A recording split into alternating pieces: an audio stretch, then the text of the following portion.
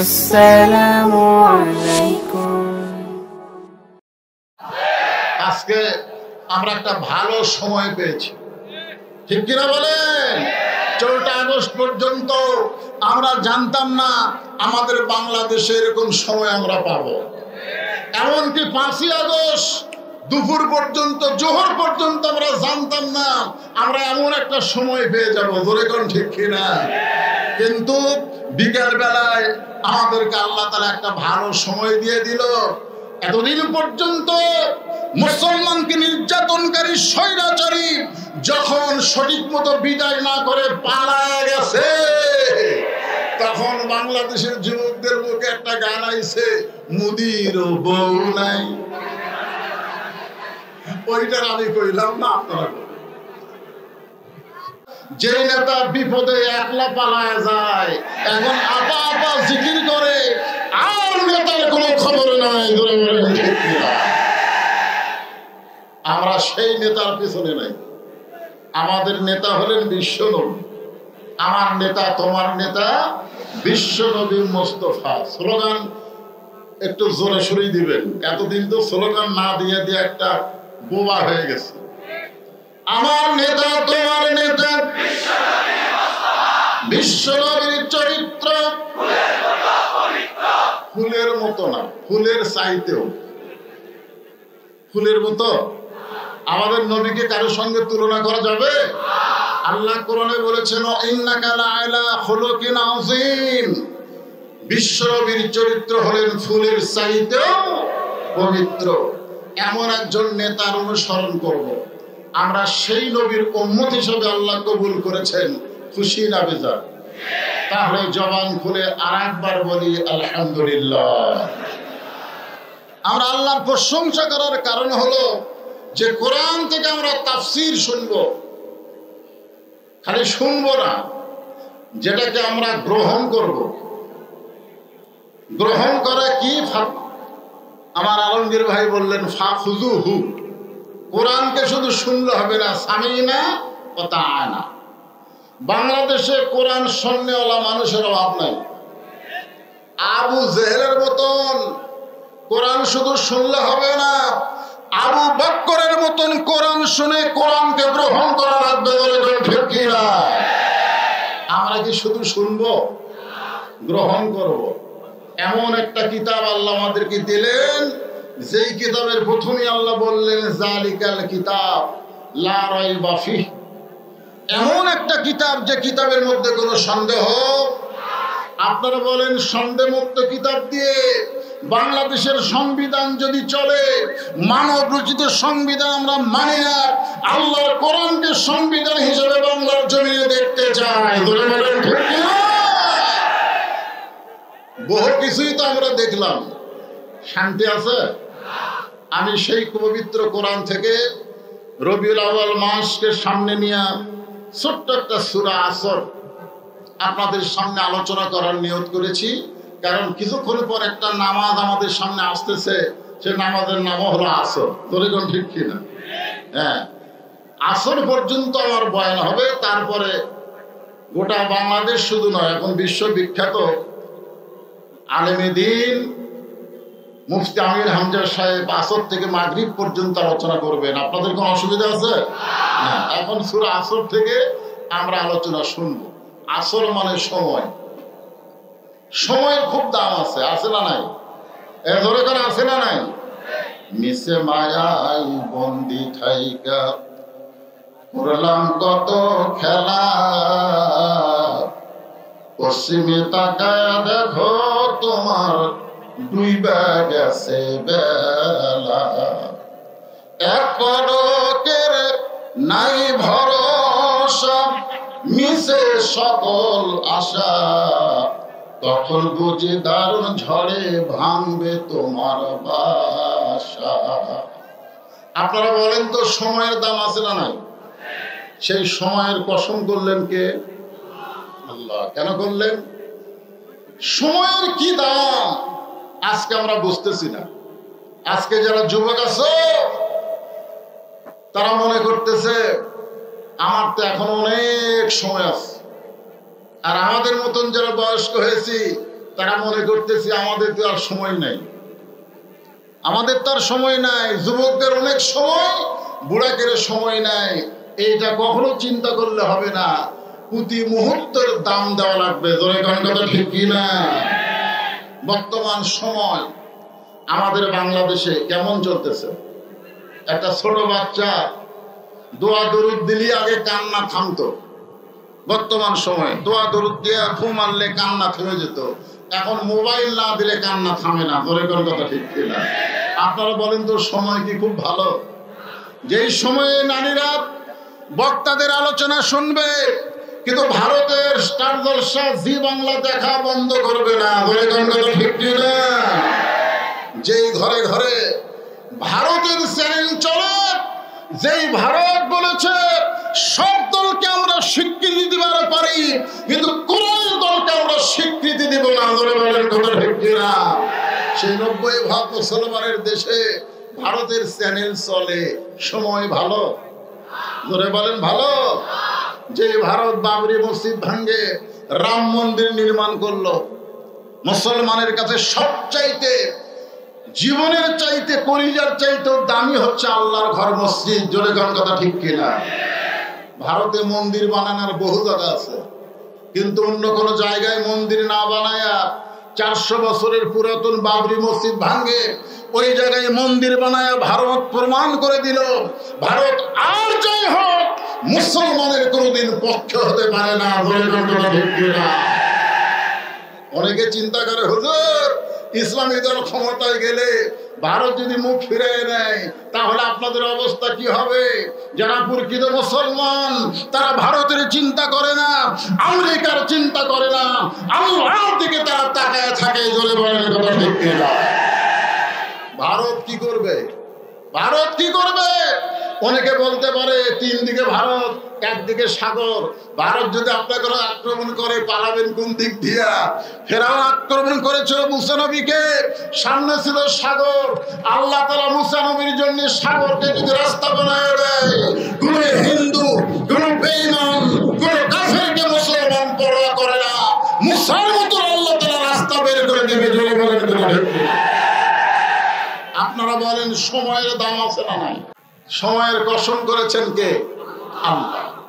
সময়ের কসম করে আল্লাহ বলতেছেন ইন্নাল ইনসানা লাফি খুসর, নিশ্চয় মানুষগুলো ক্ষতির ভিতরে। যে মানুষকে আল্লাহ তাআলা আদর করে তৈরি করলেন, এই মানুষের কথা বর্ণনা করতে গিয়ে আল্লাহ কোরআনে 4টা শপথ করলেন। 1 নম্বর শপথ হলো তিন, 2 নম্বর শপথ হলো জাইতুন, 3 নম্বর শপথ হলো তুর সিনিন, 4 নম্বর শপথ হলো ওয়াহাজাল বালাদিল আমিন। এরপরে আল্লাহ বললেন লাকাদ খালাকনাল ইনসানা ফি আহসানি তাকওয়িম।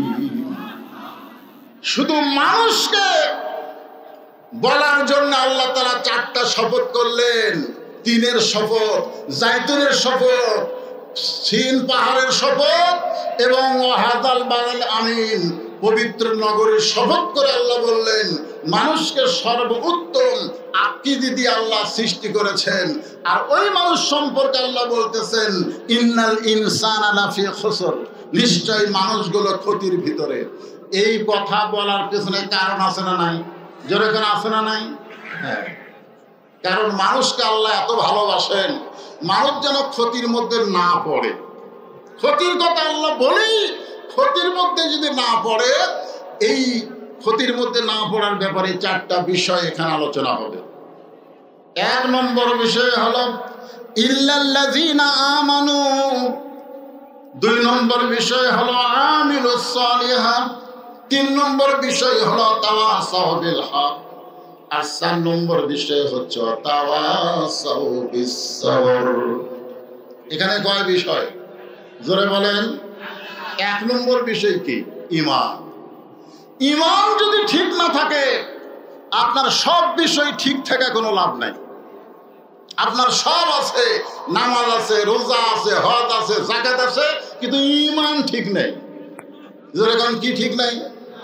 অনেকে বলবেন হুজুর ঈমান যদি ঠিক না থাকে তাহলে সে বেটা আবার নামাজ পড়ে কেমনে? উবাই ইবনে খালদ 5 ওয়াক্ত নামাজি ছিল।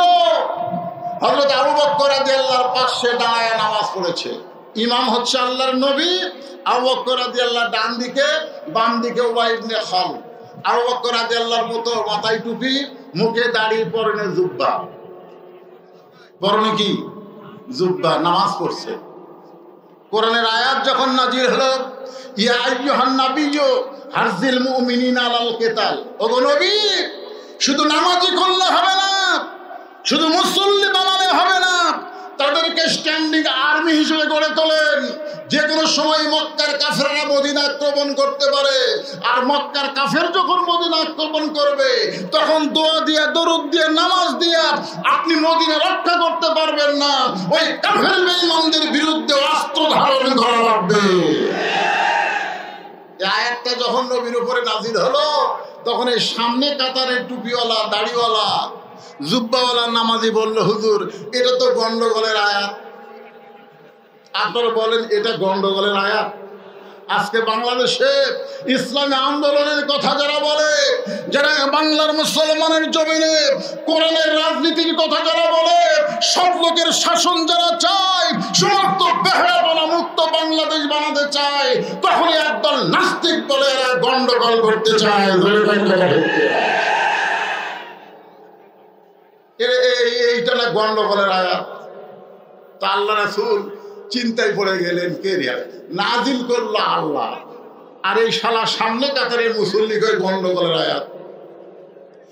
সঙ্গে সঙ্গে আল্লাহ বললেন, ওয়ামিনান নাসি মাইয়াকুলু আমান্না বিল্লাহি ওয়া বিল ইয়াউমিল আখিরি ওয়া মা হুম বিমুমিনিন। আল্লাহু আকবার। মানুষের মধ্যে এমন কতগুলো মানুষ আছে যারা আল্লাহ বিশ্বাস করে, আখিরাতকে বিশ্বাস করে, আল্লাহ বলেছেন এরপরও এরা মুমিন না। তাহলে এরা যদি মুমিন না হয়, যারা নামাজ পড়ো, রোজা রাখো, হজ করো, তোমরা যত আল্লাহর ইবাদত করো, আল্লাহর কোরআনের আইন যদি গ্রহণ না করো, তাহলে তোমরা মুমিন না, তোমরা হলো মুনাফিক। জোরে বলেন ঠিক না? আমরা মুনাফিকের কোন রাজনীতি করতে চাই? মুনাফিকের কোন আইন নীতি মানতে চাই? সময়ের শপথ করে আল্লাহ বললেন, মানুষগুলো ক্ষতির ভিতরে। এই ক্ষতি থেকে যদি তোমরা বাঁচতে চাও, 1 নম্বর হলো ঈমান। এই ঈমান সম্পর্কে সাহাবীরা বললেন, এ রাসূলুল্লাহ ঈমান সম্পর্কে আমরা একটু জানতে চাই। রাসূল বললেন, ইকরার বিল লিসান, তাসদীক বিল জানান, আমল বিল আরকান, এরই নাম হলো ঈমান। জবানে বলতে হবে লা ইলাহা ইল্লাল্লাহ। আমাদের বাংলাদেশে লা ইলাহা ইল্লাল্লাহর ঝাঁকি কি কম আছে? অনেক সময় ঝাঁকির চোটে লা ইলাহা বাদ দিয়ে খালি ইল্লাল্লাহ মারে। জোরে কথা ঠিক কিনা? আছে না নাই? কতক্ষণ আছে না নাই? হ্যাঁ, ইকরার বিল লিসান। স্বাধীনতার 9 মাসে লা ইলাহা ইল্লাল্লাহর জিকির বাংলার জমিনে মুসলমানের চাইতে হিন্দুরা বেশি করছে। হিন্দুরা বেশি করছে, কারণ আর্মিদেরকে দেখলি তারা বলতো লা ইলাহা ইল্লাল্লাহ, লা ইলাহা ইল্লাল্লাহ, বিলকুল ঠিক হয়, ঠিক হয়। আমার এলাকায় হিন্দু বলেছে, মৌলানা সাহেব মুসলমানের কলমার দাম আছে। আমি কইলাম, আপনি হিন্দু হয়ে মুসলমানের কলমার দাম কেমনে বুঝলেন? বলে, যুদ্ধের সময় বুঝেছি। এই কলমা কইয়া আর্মির গুলি থেকে বাইচে গেছি। আমি কইলাম, দাদা শুধু মুখে কলমা রাখার কারণে আর্মির গুলি থেকে যদি আপনি বাঁচতে পারেন, তাসদিক বিল জানান, এই কলেমা যদি কলিজার মধ্যে জায়গা দিয়ে আমল করতে পারেন, জাহান্নামের আগুন থেকে আল্লাহ বাঁচায় দিবে। তাহলে শুধু মুখে মুখে কলেমার জিকির করলে হবে না, মুখে মুখে কলেমার জিকির করলে হবে না। তাসদিক বিল জানান, এই কলেমা কলিজার মধ্যে জায়গা দেওয়া লাগবে। কলমা যদি কলিজার মধ্যে জায়গা পায়, তখন ইমানদারের অবস্থা কেমন হবে? তখন ইমানদারের চরিত্র কেমন হবে? একটা দৃষ্টান্ত দিই। আমার কথা কি আপনারা বুঝতে পারতেছেন? আচ্ছা, ঠিক আছে। উকিল বলতেছে, উকিল যে আপনার তো ফাঁসি কার্যকর হয়ে যাবে, আপনি যদি রাষ্ট্রপতির কাছে দরখাস্ত করেন আর রাষ্ট্রপতি যদি দয়া করে আপনাকে মাফ করে তাহলে আপনার ফাঁসি কার্যকর হবে না। তা আসামি মুচকি মুচকি হাসতেছে। উকিল বলে হাসেন কেন? বলে হাসার কারণ হলো তোমার কথা শোনা, তুমি যে বলতেছো রাষ্ট্রপতির কাছে দরখাস্ত করেন, রাষ্ট্রপতি যদি মাফ করে আপনার ফাঁসি হবে না। তো উকিল বলতেছে আমি তো ঠিকই কইছি। আসামি বলতেছে উকিল তুমি জানো আমার জীবনে 3 জন রাষ্ট্রপতিকে আমি ক্ষমতা থাকা অবস্থায় মরা দেখছি। কার থাকা অবস্থায়? ক্ষমতা থাকা অবস্থায় মরা দেখছি। একটা হলো বঙ্গবন্ধু শেখ মুজিবুর রহমান, একটা হলো জিয়াউর রহমান, একটা হলো জিল্লুর রহমান। ক্ষমতা থাকতে যে রাষ্ট্রপতি মরে যায়, কোন ইমানদার ফাঁসির মাফের জন্য রাষ্ট্রপতির কাছে দরখাস্ত লিখবে না, দরকার হলে ফাঁসির মঞ্চ যাবে, কিন্তু কোন মানুষের কাছে বাঁচার দরখাস্ত লিখবে। উকিল বলতেছে এই গোয়ার্কের কারণে আপনার ফাঁসি হবে। আসামি মুচকি মুচকি হাসে। উকিল বলে হাসেন কেন? আসামি বলতেছে আমার ফাঁসি হবে কিন্তু মৃত্যু হবে না। উকিল কয় কে রে পাগল নাকি? ফাঁসি হবে মৃত্যু হবে না। সঙ্গে সঙ্গে আসামি আল্লাহর কোরআন থেকে তেলাওয়াত করলেন, ওয়ালা তাকুলু লিমান ইউকতালু ফি সাবিলিল্লাহি আমওয়াতুন বাল আহইয়াউ ওয়ালাকিন লা তাশউরুন। আপনারা বলেন তো জালেম সরকার, স্বৈরাচারী সরকার যাদেরকে ফাঁসিতে নিয়ে গেছে ইসলামী আন্দোলনের নেতাদেরকে, তারা কিন্তু মরে নাই, বরং তারা শাহাদত বরণ করেছে।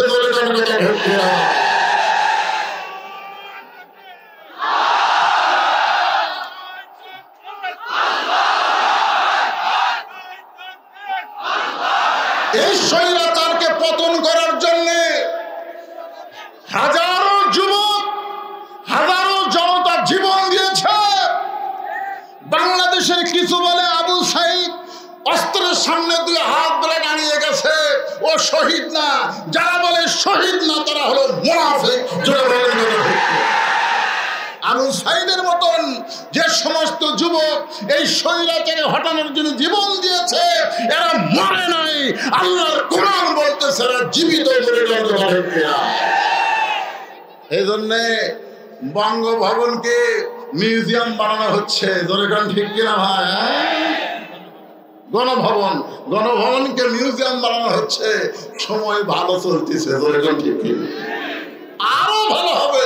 কেমনে হবে? সূরা আসরের 4টা পয়েন্ট আপনারা একটু শোনেন। আসর পর্যন্ত বেশ সময় না। তাহলে ইমানের 2 নম্বর হলো তাসদিক বিল জানান। কলিজার মধ্যে যখন ঈমান থাকবে, এই মানুষটা কোনোদিন বলতে পারবে না আমার দয়াল বাবার দরবারেতে কেউ ফিরে না খালি হাতে। বলতে পারবে? যখন পারবে, কলিজার মধ্যে যার ঈমান থাকবে তার বিশ্বাস হচ্ছে ইয়াকা নাবুদু ওয়া ইয়াকা নাস্তাইন। ইবাদত করব যার, গোলামি করব যার, সাহায্য চাইব তার কাছে। আল্লাহ ছাড়া কারো কাছে আমাদের চাওয়ার কিছু।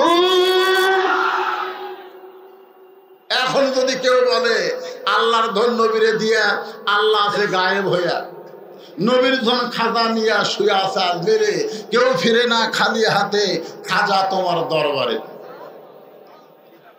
কি সুবহানাল্লাহ। তাসদিক বিল জানান। কলিজার মধ্যে যখন ঈমান থাকবে, আমল বিল আরকান। এই ঈমান অনুযায়ী আমল করতে গেলে আমাদের নবীর দরকার আছে না নাই? মা তাকুমুর রাসূলু ফাখুযুহু ওয়া মা নাহাকুম আনহু ফান্তাহু। এই আয়াতটা আল্লাহ কার শানে নাযিল করছে? জোরে বলেন কার শানে? আমাদের নবীর শানে নাযিল করছেন। আমাদের নবী যেইটা গ্রহণ করবে সেইটা গ্রহণ করা লাগবে, নবী যেইটা নিষেধ করবেন সেইটা করা যাবে। আপনারা বলেন তো এই গ্রহণ করা আর নিষেধ করা এটা কখন শুরু হয়েছে? আজকে ঈদে মিলাদুন নবী আমাদের বগুড়াতে একজন আশেকের রাসূল আছে, এই ঈদে মিলাদুন নবী নিয়ে খুব বাহাস তর্ক করতে চায়। আমরা সকলে বিশ্বাস করব রবিউল আউয়াল মাসে নবী এসেছেন, এই মাসে নবী চলে গেছেন, কিন্তু কয় তারিখে নবী এসেছেন এই তারিখ নিয়ে মতভেদ আছে, কিন্তু নবী কয় তারিখে বিদায় নিয়েছে এই তারিখ নিয়ে কোনো মতভেদ নাই। জনগণ ঠিক কিনা? কিসের ঈদ?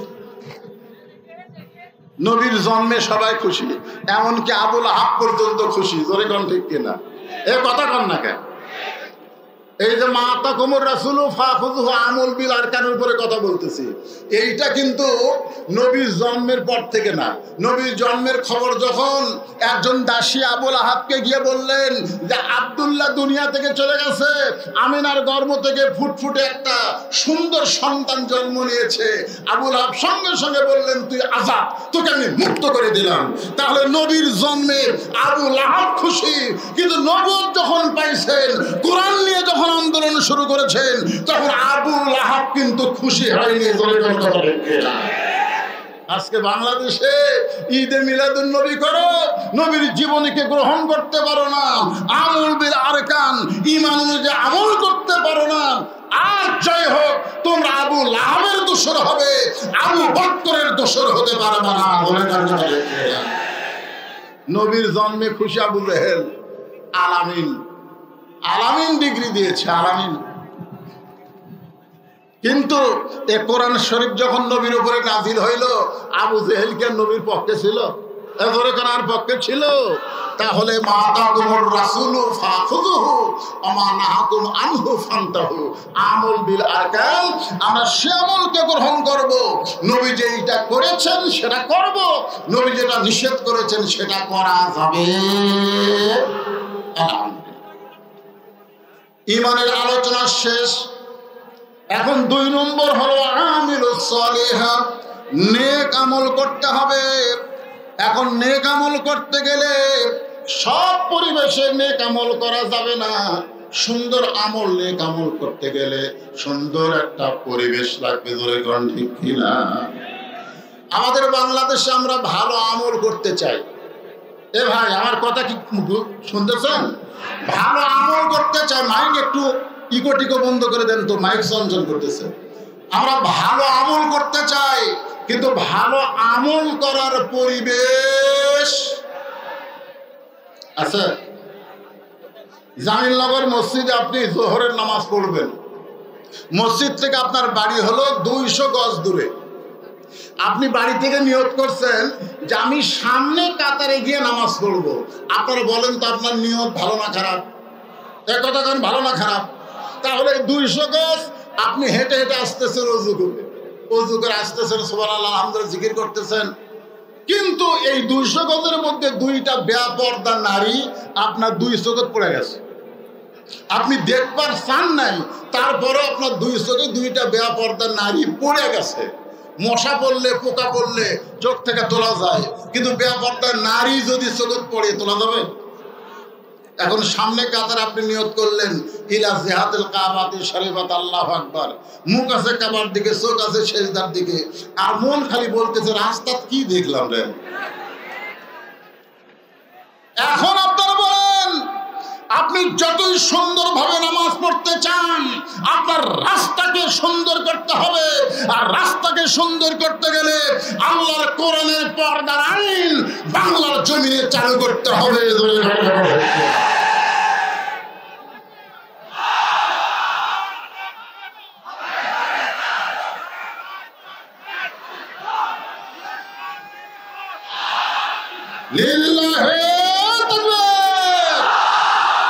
আল্লাহ পবিত্র কোরআনে বলেন, অকরনা ফি বুয়ুতিকুন্না ওয়ালা তাবাররাজনা তাবাররুজাল জাহিলিয়াতিল উলা। আল্লাহ। তাহলে কি বুঝলেন? যে সুন্দর মসজিদে সুন্দর আমল করতে গেলে যে রাস্তা দিয়ে আমরা মসজিদে আসব, এই রাস্তাটাও সুন্দর করা লাগবে। এখন রাস্তা সুন্দর মানে কি?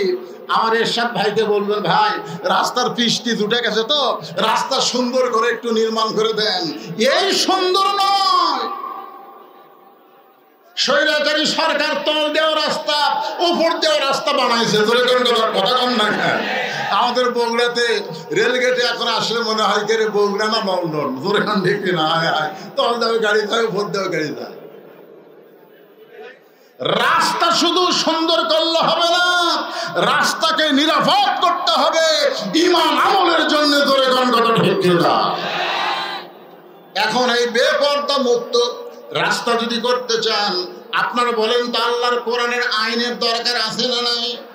তাহলে আমিলুস সলিহাত, নেক আমল করতে গেলে আল্লাহর কোরআন ছাড়া, নবীর বিধান ছাড়া কখনোই করা সম্ভব? জোরে কোনো সম্ভব? সুন্দর আমল যখন আমরা করতে চাই, তাহলে আমাদের সুন্দর পরিবেশের একটা দরকার আছে। সুন্দর পরিবেশ যদি তৈরি করতে চাই, তাহলে সুন্দর একটা সমাজ লাগবে। জোরে বলেন কি লাগবে? সুন্দর একটা সমাজ যদি তৈরি করতে চাই, তাহলে সুন্দর একটা রাষ্ট্র লাগবে। সুন্দর একটা রাষ্ট্র যদি তৈরি করতে চাই, তাহলে সুন্দর একটা সংবিধান লাগবে। ডক্টর ইউনূস, ডক্টর কামালের কাছে সংবিধান পরিবর্তনের জন্য যাওয়ার দরকার নাই। সুন্দর সংবিধান করতে গেলে আল্লাহর কোরআন দরকার। জোরে কোরআন ঠিক না? আল কোরআনের আলো উঠি জানো।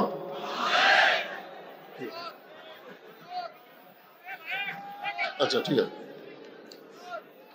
এই আপনারা তো দুই দল হয়ে গেলেন, এক দল হন। কয় দল? এ কথা কন। আল কোরআনের আলো ঘরে ঘরে। ওয়াসা কোম্পানি ঢাকায় একটা টাঙ্কি বানাইছে, যে টাঙ্কির ধারণ ক্ষমতা হলো 2 কোটি লিটার। 5-6টা ডিপ টিউবওয়েলে পানি ওই টাঙ্কি ভরায়। ওই টাঙ্কির পানি পাইপের মাধ্যমে ঢাকার প্রত্যেকটা বাসায় বাসায় সাপ্লাই হয়। কিন্তু গভীর রাত্রে কে যেন টাঙ্কির ছাপনি খুলে শয়তানি করে, চক্রান্ত করে টাঙ্কির মধ্যে 2টা মরা মহিষ ঢুকাই দিছে। ওই মহিষগুলো আস্তে আস্তে ফুলতেছে, পচতেছে, পচে পানির সঙ্গে মিশ্রণ হয়ে ওই পানি টাঙ্কি থেকে প্রত্যেকটা বাসায় চলে আসতেছে। বাসায় এখন গিলাসে পানি নিয়ে আপনি যদি কোরআন তেলাওয়াত করেন, ওয়াসাকাহুম রাব্বুহুম শারাবান তাহুরা, আপনি বলেন পানি পাক না নাপাক? কেন নাপাক? আপনি তো কোরআন ঘরের মধ্যে পড়তেছেন। কারণ পানি যেখান থেকে আসতেছে ওই মূল জায়গা যদি পরিষ্কার না থাকে, আপনি যতই কোরআন তেলাওয়াত করেন আপনি পবিত্র হতে পারবেন না। আগে টাঙ্কি পবিত্র করার বর্তমান টাঙ্কির নাম হলো সংসদ। যেরকম টাঙ্কির নাম কি? সংসদ। আজকে অনেকে বলে হুজুর ভালো মানুষ কোনোদিন চেয়ারম্যান হয় না, ভালো মানুষ কোনোদিন এমপির আসলে যায় না। কারণ সংসদ খারাপ, ইউনিয়ন পরিষদ খারাপ, উপজেলা পরিষদ খারাপ, একটা জিনিসও খারাপ না। আর ভালো মানুষকে না পাঠানোর কারণে ওইটা গানের আড্ডালয়, ওইটা নাটকের আড্ডালয়, ওইটা কৌতুকের আড্ডালয় হয়ে গেছে। ভালো মানুষগুলোকে আমরা যদি সংসদে পাঠাতে পারি, আর আল্লাহর কোরআন যদি সংসদে চালু হয়ে যায়, গোটা বাংলাদেশের জন্য ওয়ামিলুস সালিহাত, নেক আমল করা আমাদের সহজ হয়ে যাবে। নেক আমল করা সহজ হয়ে যাবে। এই জন্য সূরা আসরের 2 নম্বর বিষয় হলো ওয়ামিলুস সালিহাত, নেক আমল করতে হবে। 3 নম্বর বিষয় হলো ওয়াতাওয়াসাউ বিল হক। মারাত্মক কথা। ওয়াতাওয়াসাউ বিল হক। কুল জাল হক ওয়া যাহাকাল বাতিল ইন্নাল বাতিলা কানা যাহুকা। এক সময় আমরা কোরআনের পাখি নিয়ে দোয়া করতাম, আল্লাহ কোরআনের পাখিরে তুমি হেফাজত করো।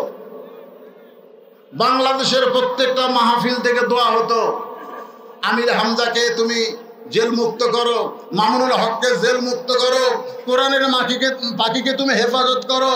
আমরা কোরআনের পাখির নাম ধরতে পারি নাই। নাম ধরলেই কতকগুলো শয়তানের কলিজায় আগুন ধরে যেত। আজকে এই বগুড়ার ময়দানে বলতেছি, কোরআনের পাখি মরে নাই, কোরআনের পাখিকে জেলখানায় হত্যা করা হয়েছে। হত্যা বলতে হবে। অতাওয়াসাবিল হক কুল জাল হক ওয়া যাহাকাল বাতিল ইন্নাল বাতিলা কানা যাহুকা।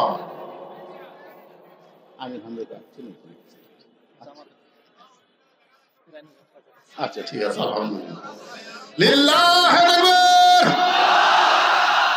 আমার ভাতিজা আমির হামজা সাহেব চলে আসছেন, এই জন্য আমার সময় আমি যা বলছিলাম একটু কমে গেছে আর কি। আরে আমি বগুড়ার সওয়াল, আগে বগুড়াতে আমার ওয়াজ করতে দেয়নি, এখন আর সমস্যা আছে নাকি? এখন আর অ্যাঙ্গেল চলবি না, ফাটাফাটি হবে। ধরে মনে করছেন বুড়া হয়ে গেছে, ঠিক ওয়াজও বুড়া, ওয়াজ বুড়া না, ওয়াজ হবে চ্যাংড়া মার্কা। ঠিক কিনা বলেন? তো বহু দূরের মেহমান আসতেছে, এই জন্য আমাকে যে সময় দেওয়া হয়েছে, সময়ের মধ্যেই সূরা আসরের এই 4টা বিষয়, 2টা তো হয়েই গেছে। 1 নম্বর ঈমান, 2 নম্বর আমালুস সালেহা, 3 নম্বর এখন হকের কথা চলতেছে। যেরকম কি ওয়াতাসাবিল হক, হক কথা বলতে হবে, হক কথা বলতে হবে। বলার দরকার আছে না নাই? একটা হক কথা বলি, আপনারা একটু খেয়াল করেন। আমাকে চিনিস? আমি কার দল করি? আগামীকাল সকাল 10টায় তোকে সাইজ করব। আমাদের বগুড়াতে এইরকম লোক ছিল কি ছিল না? হ্যাঁ, আমাকে জোর করে দাওয়াত দিয়েছে, দাওয়াত না নিলে রিভলভার নিয়ে গেছে আমার বাড়িতে। এই বগুড়ার 1 মাস স্থান। আমারে চিনিস? আগামীকাল সকাল 10টায় সাইজ করব। এখন লোকটা, আমি কিন্তু হক কথা বলতেছি, লোকটা চিন্তা করতেছে ওর দল এখন ক্ষমতা আছে। আপনারা বলেন তো, ক্ষমতায় কোনো দল আছে না আল্লাহ আছে? এ কথা কে বলেছেন? আমার সঙ্গে সকলে বলেন, তুইজ্জু মান তাশা ওয়া তুযিল্লু মান তাশা বিয়াদিকাল খায়র ওয়া হুয়া আলা কুল্লি শাইইন কাদির। সম্মান দেওয়ার মালিককে, অপমান করার মালিককে, ঘাড় ধরে ক্ষমতা থেকে নামায় দিয়ে পালায় গেছে। আমরা বাংলাদেশের মানুষ বিশ্বাস করি এইটা শুধু ছাত্র আন্দোলনের মাধ্যমে হয় নাই, এটা সরাসরি আল্লাহর কুদরতি পাচ্ছে। ঠিক কিনা? এখন ফোন আলাপ ফাঁস হচ্ছে, 1 সেকেন্ডে 37 বার আপা কয়, আর আপা উত্তরে বলতেছে চট করে ঢুকে যাবো। আমি কাছে আছি, কাছে ঢুকে যাবো। আমার বলতে চাই 117-18টা হত্যা মামলার আসামি করা হয়েছে। আশা মাত্র আয়না ঘরের মধ্যে ঢুকানো হবে। মনে করছো তুমি আবার ক্ষমতার চেয়ারে বসবা? সেই চিন্তার করো না। সেই চিন্তা করা যাবে? আমার দল ক্ষমতায় আছে, আগামীকাল সকাল 10টায় সাইজ করব। লোকটা বাড়িতে গিয়ে কান্নাকাটি করতেছে। বউ বলে কান্দো কেন? বলে কান্দার কারণ হলো সকাল 10টায় আমাকে সাইজ করবে। বউ বলে এই দেশে কি বিচার নাই? চেয়ারম্যান মেম্বারের কাছে যাও, তাদের কাছে বিচার দাও। যে বেটা তোমাকে হুমকি দিছে সকাল 10টায় সাইজ করবে, তার বিচার চাও। তখন স্বামী কান্দের বলে, যে আমাকে হুমকি দিছে সে চেয়ারম্যানেরই লোক, তাহলে চেয়ারম্যানের কাছে বিচার দিয়ে তো লাভ নাই। বউ বলে তাহলে কানতেছো কার কাছে? বলে কান্দি আল্লাহর কাছে। দুনিয়ার কোন মানুষ যখন বিচার না করবে, যখন হক বিচার বাংলার জমিনে থাকবে না, জালিমগুলো জামিন পাবে, আলেমগুলো জেলখানার মধ্যে ঢুকবে। অনেক মানুষ সারা রাত চোখে পানি নিয়ে আল্লাহর কাছে বিচার দিয়েছে। বিচার দিয়েছে কার কাছে? আল্লাহ। সকাল 10টায় আমার সাইজ করবে আল্লাহ, তুমি কিছু করো। আল্লাহ কিন্তু ধরে না, আল্লাহ কিন্তু ধরলে ছাড়ে না। এইটা অনেকে বিশ্বাস করতো না, এখন বিশ্বাস করে। এখন বিশ্বাস করে আল্লাহর ধরা তো মহা ধরা। এখন আল্লাহর কাছে বিচার দিয়েছে, যেই লোকটা হুমকি মারছে সকাল 10টায় সাইজ করব, ওই লোকটার বউ দিনের বেলায় প্যান্ট শার্ট পরিষ্কার করছে, টাইসলা বাথরুমে পরিষ্কার করছে প্যান্ট শার্ট, কিন্তু ওখানে যে সাবানের ফ্যানটা আছে এই ফ্যানটা ধুয়ে দেওয়ার কথা মনে নেই। যে বেটা হুমকি দিয়েছে সকাল 10টা সাইজ করব, ও আবার ওই রাত 9টার সময় পেশাব করার জন্য ঢুকছে, পন্সের স্যান্ডেল তলা সমান। জোরে কোন কি সমান? তলা সমান। যে জায়গায় লেলপা হয়ে আছে, ফ্যানটা হয়ে আছে, ওই ফ্যানটার উপরে যেই 2 পাও দিছে একবারে ব্রেক ছাড়া। জোরে কোন কি ছাড়া? ব্রেক ছাড়া পড়া, বুঝেন?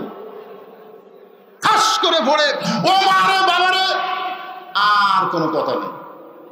বউ চিন্তা করে কে রে, স্বামী পেশাব করবার ঢুকে ও মারে বাবারে কথা নাই, আশা থেকে হুঁশি নেই। স্বামীর টানা বার করে চোখে মুখে পানি দিয়ে হুঁশ পুরা পাইছে, একটাই জিকির আমার মাজা নাই। জোরে কোন কি নাই? সকাল 10টায় হুমকি দিছে সাইজ করবে, 42 সাল পর্যন্ত এরা হুমকি দিয়ে রাখছে। জোরে কথা কন না, কিন্তু কি নাই? বউ এখন শহীদ জিয়া মেডিকেল কলেজের অ্যাম্বুলেন্সে মোবাইল করছে যে আমার স্বামী তো এরকম বেকায়দা। রাত 11টার সময় গ্রামে অ্যাম্বুলেন্স ঢুকতেছে, সররে বাবারে মরলাম রে, সররে বাবারে মরলাম রে। অ্যাম্বুলেন্সের একটা শব্দ আছে না নাই? তো যে ব্যাটারে হুমকে দিয়েছে সকাল 10টায় সাইজ করব, ও আবার বার হচ্ছে। বউ বলতেছে না না না না না, বার হবেন না, আপনাকে না সাইজ করবে। আরে সাইজ করবে সকাল 10টায়, এখন তো রাত 11টা। দেখি তো গ্রামে অ্যাম্বুলেন্স ঢুকলো কেন? আস্তে আস্তে গিয়ে দেখে যে বেটা হুমকি মারছে ওরই দরজা তক্তার মতন শান করে অ্যাম্বুলেন্সে ঢুকাইতেছে। তো এখন জানলার কাছে গিয়ে বলে, ভাই সকাল 10টা পরে সাইজ করবেন, খবর কি? আজকে বাংলাদেশের স্বৈরাচারীদেরকে হক কথা বলতে চাই।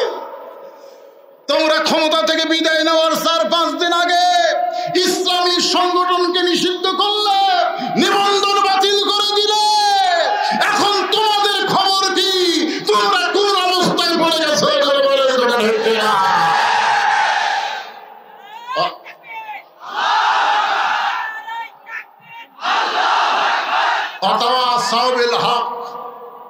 তখন বলতেছে কাঠ হইয়া তক্তা হইয়া বলতেছে, আমার কোনো ক্ষমতা নাই রে, ক্ষমতার মালিককে। বঙ্গভবনের ছেলেরা সবই পাইছে, সব আর ভিডিও করে দেখাইছে। আর ওই দলের কতগুলো চান্সে বলতো তাহাজ্জুদ পড়ে, 5 ওয়াক্ত নামাজ পড়ে, কোরআন পড়ে, গোটা গণভবনের ভিতরে যাই নামাজ কোরআন শরীফ পাওয়া যায়নি।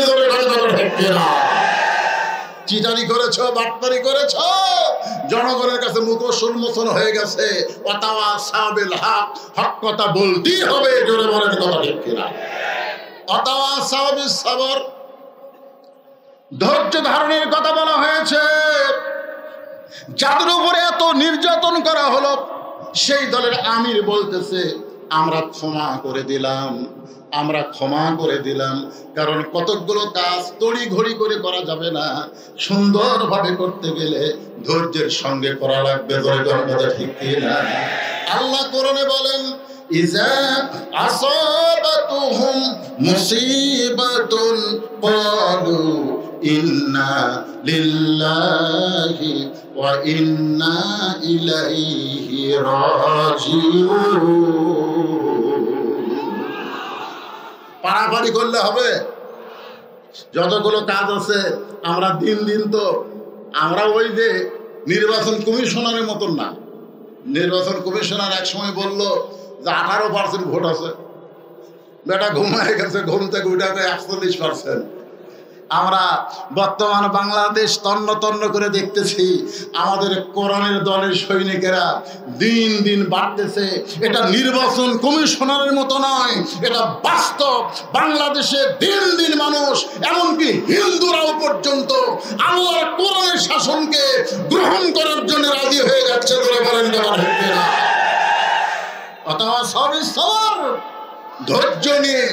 ধৈর্য নিয়ে আমাদের কাজ করা লাগবে। ধরে কোন কথা ঠিক না? ভাইজান, আমি আপনাদের এলাকার ছেলে, পাশে আমার বাড়ি, জামিলনগর আমার জামাইয়ের বাসা। তা আমাকে একটু বলা হয়েছে, হুজুর আপনি ওয়াজের শেষের দিকে জনগণকে বলবেন মসজিদের জন্য তারা যদি কিছু দেয়। অনেকগুলো ব্যাগ আপনাদের মাঝে আছে, ছেলেগুলোকে আমি বলবো যে বাবা তোমরা ব্যাগ নিয়ে ভিতরে ঢোকো, আমার আলোচনা চলুক। আর এই ফাঁকে আপনারা যে যা পারবেন আল্লাহর রাস্তায়, ব্যাগগুলো কি রেডি? হ্যাঁ, ওই যারা ডানায় আছে তাদের কাছ থেকে আগে নেওয়া শুরু করো বাবা, যারা ডানায় আছে হ্যাঁ তাদের কাছ থেকে সবাই দিবেন। যেটা দিবেন কার জন্য দিবেন? আল্লাহর জন্য। ধরে বলেন কার জন্য? আর যেইটা দিবেন মনে করবেন এইটাই আপনাকে জান্নাত পর্যন্ত পৌঁছায় দিবে। আর সাহেব হাবিবুল্লাহ দান করে আল্লাহর দোস্ত করে সুবহানাল্লাহ। আর সবচেয়ে বড় দান হলো আল্লাহর ঘর মসজিদে দান করা। হ্যাঁ, 3 তলা মসজিদ, মহিলাদের জন্য 3 তলা মসজিদ করা হবে। মানে এখানে দোতলা তো হয়ে গেছে মাশাআল্লাহ, এখন 3 তলা মহিলারা যেন জামাতের সঙ্গে নামাজ পড়তে পারে, এই জন্যে আপনাদের কাছে সাহায্য চাওয়া। ব্যাগ যাচ্ছে আপনারা দিয়ে দেন, সবাই পকেটে হাত দেন। যিনি যা পারবেন আল্লাহর রাস্তায় দান করবেন। যিনি যা, মহিলা প্যান্ডেলেও ব্যাগ দেওয়া আছে। আমার মায়েরা আল্লাহর রাস্তায়, মায়েরা চিন্তা করতেছে হুজুর তো আমাদের কোনো ওয়াজ করলো না। হ্যাঁ মায়েরা, আপনাদের ওয়াজ করতেছি, অন্তত 4-5 মিনিট আমার মা বোনদের জন্য ওয়াজ করার দরকার আছে না? দরকার আছে না? কিছু ওয়াজ হয়েও গেছে। আমার মায়েরা খালি স্টার জলসার জি বাংলা দেখা বন্ধ করুক, ইনশাল্লাহ আগেকার মতো মা বোনের আবার আমরা পেয়ে যাব। এগুলো ভারতীয় চ্যানেল দেখবেন না মা, আপনাদের পায়ে ধরে বলতেছি, আপনাদের বেশি আমল নাই। আল্লাহ রাসূল মেয়েদের জন্য মাত্র 4টি আমলের কথা বলেছেন। জোরে কোন কয়টা? এই কথা কন। ইমানের পরে মেয়েদের জন্য মাত্র 4টা আমল। 1 নম্বর আমল হচ্ছে 5 ওয়াক্ত নামাজ। আর মায়েরা যেখানে বসেছেন একটু মনোযোগ দিয়ে শোনেন। 2 নম্বর হলো রমজান মাসে রোজা। 3 নম্বর স্বামীর কথা মতো চলা, হেফাজত পর্দা করা। এই 4টা আমল মহিলাদের জন্য আল্লাহ রাসূল বলেছেন। এই 4টি আমল যে মেয়েরা করতে পারবে আল্লাহ তাদের জন্য 8টা জান্নাতের দরজা খুলে দিবে। এই হাদিসটা রাসূল যে বছর বলেছেন ওই বছরে রাসূল আবার হজত যাচ্ছেন। জোরে গান কোথায় যাচ্ছেন? কোথায় যাচ্ছেন? হজে যাচ্ছেন। তো মা আয়েশা যিনি 6 লক্ষ হাদিসের হাফেজা, তিনি রাসূলকে বললেন, এ রাসূলুল্লাহ মেয়েদের জন্য মাত্র 4টি আমল, এর বেশি কি আমল করার সুযোগ নাই? আল্লাহ রাসূল বললেন, আয়েশা তুমি কি মনে করো আমলের কথা আমি বলতেছি? আল্লাহ রাসূল কি কোনো কথা নিজে বলেছেন না আল্লাহ বলাইছেন? ধরে কোন কে বলাইছেন? মা ইয়ান্তিকু আনিল হাওয়া ইন হুয়া ইল্লা ওয়াহয়ুহা। রাসূল নফসের তাড়নায় কোনো কথা বলেন নাই। নবী যা কিছু বলেছেন সব কার কথা? মা আয়েশা বললেন, এ রাসূলুল্লাহ আমি হজে যাবার চাই।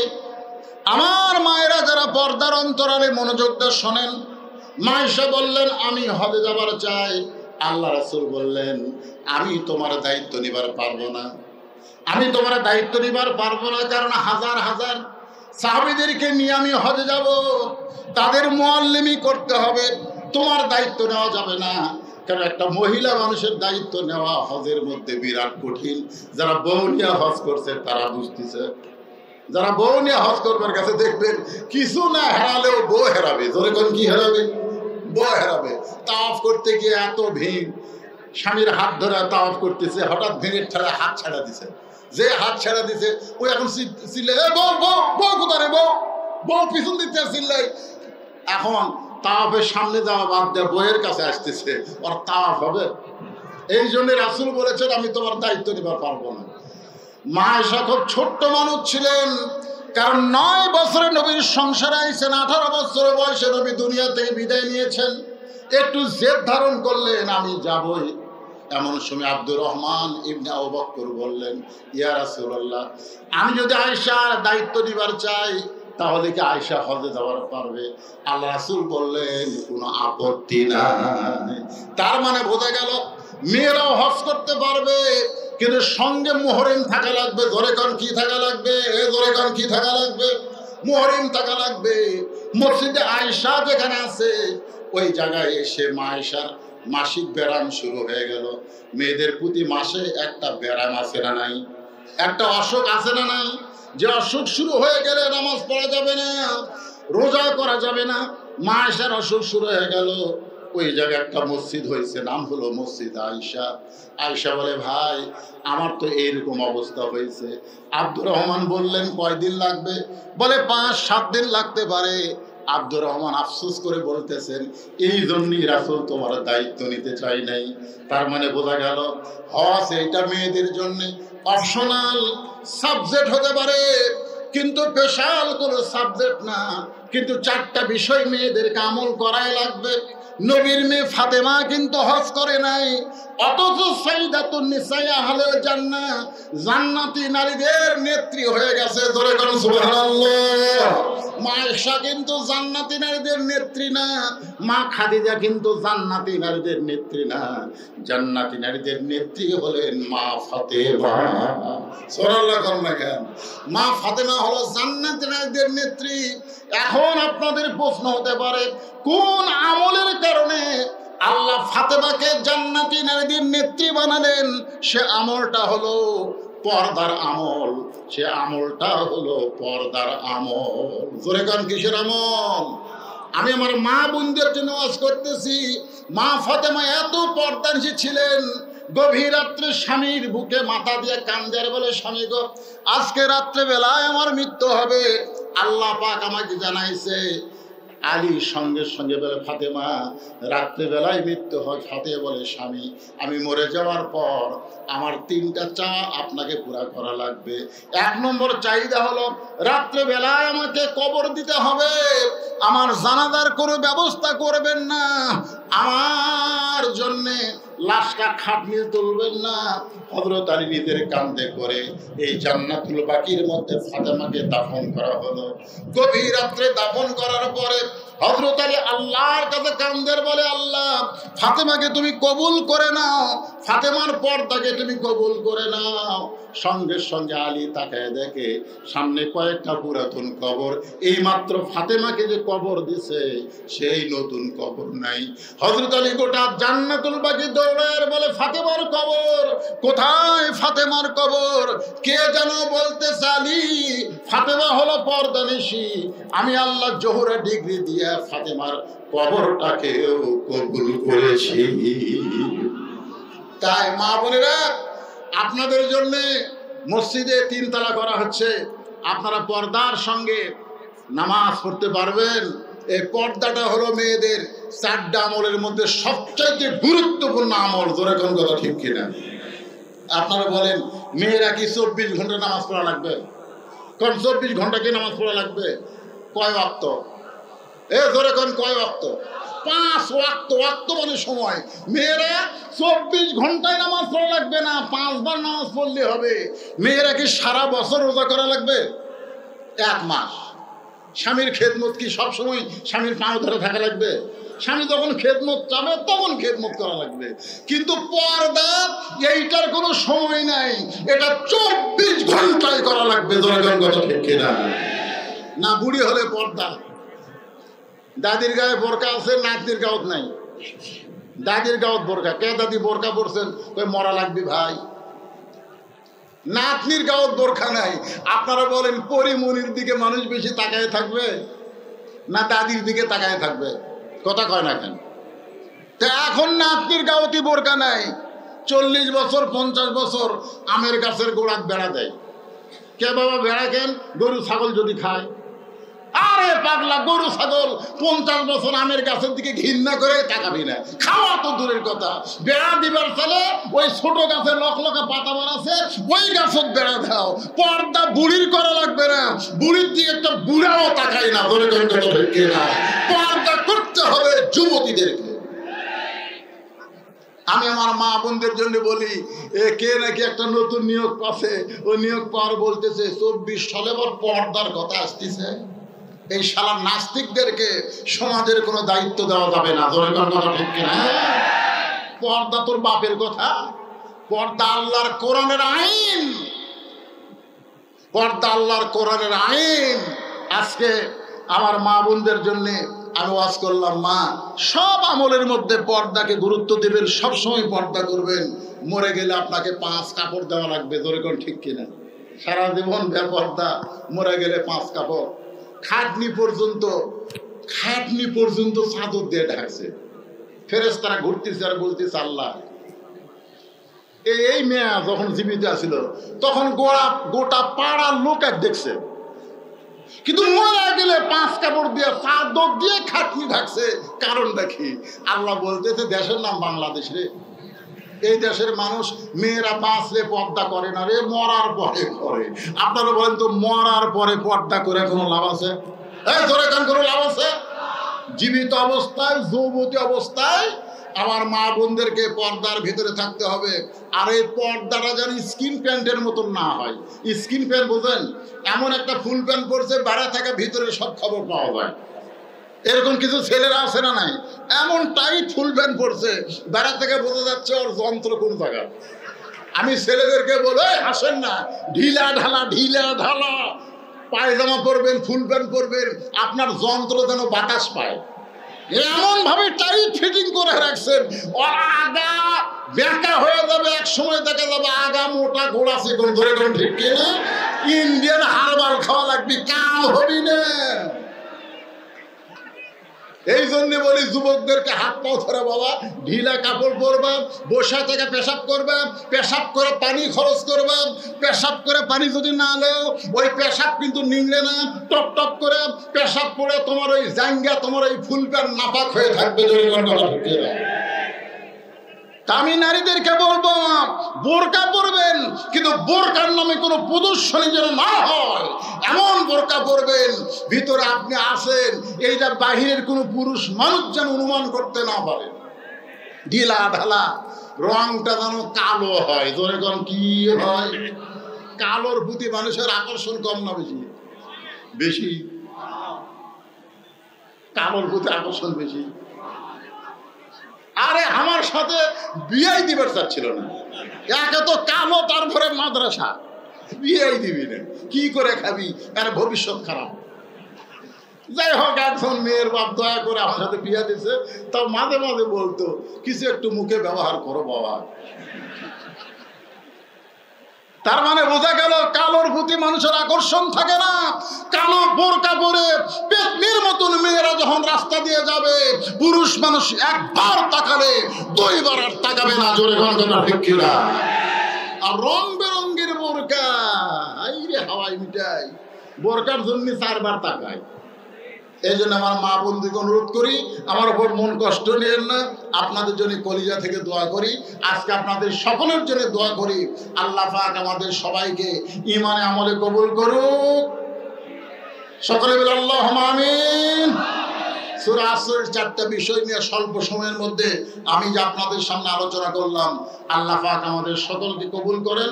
আসরের নামাজের পরেই এখানে আবার আপনারা বসে যাবেন ইনশাআল্লাহ।